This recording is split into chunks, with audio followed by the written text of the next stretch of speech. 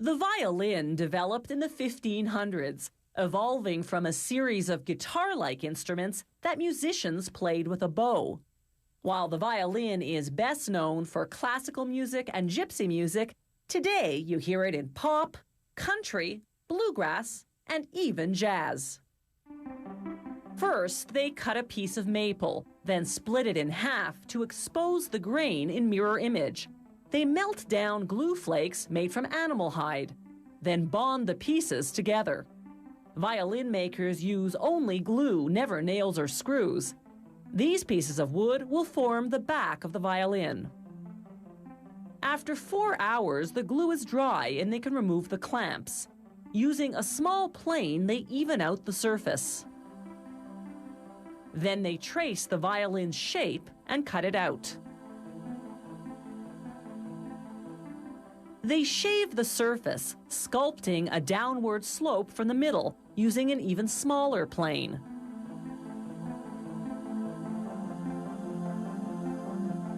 Then they carve a groove along the circumference. After dabbing it with glue, they insert what's known as purfling, a reinforcement made from a thin strip of hardwood, usually maple. Finally, they carve the reverse side to the right form and thickness. Next, they make the sides of the violin, known as the ribs.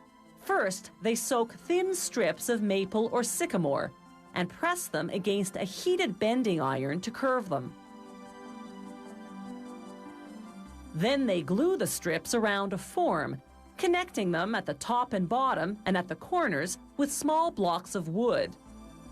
They clamp everything together and let the glue dry for 4 hours. Next, they glue thin strips of wood, called counter ribs, onto the edge of the ribs. This enlarges the surface so that it's easier to glue the ribs and the back together. They make the violin's front, or belly, from a solid piece of spruce. To the underside, they glue a spruce support bar called the bass bar. Sound escapes through the 2 curved slots called F-holes. They cut out and carve the violin's neck and scrolled head from a piece of maple.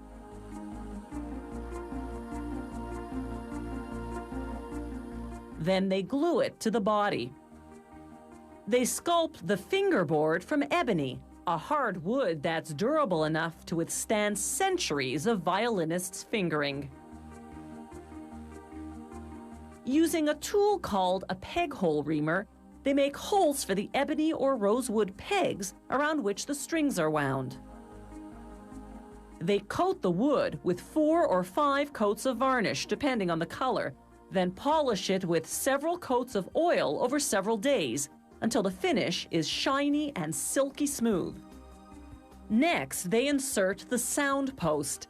This little pine cylinder conducts sound and supports the belly against bowing pressure, so it's critical to position it in precisely the right spot between the belly and the back. It's not glued, but rather wedged into place. The bridge isn't glued either. It's held in place by the pressure of the 4 strings, which they feed through the ebony tailpiece and wind onto the pegs. The bridge has little notches in which the strings sit. The violin is finished. They make the bow from horsehair and a high-quality Brazilian wood called Pernambuco. They bind the hairs at one end with a strong sewing thread, then burn them and seal them with wax to prevent fraying. This end goes into the frog, the wooden box at the bottom or heel of the bow.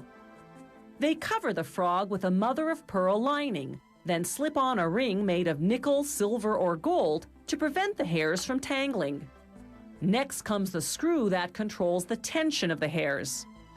They comb the hairs to make them parallel, then insert them into the tip of the bow, known as the head. They tighten the screw until the hairs are taut. Finally, they rub on rosin, a sticky pine tree resin that keeps the bow from slipping off the strings.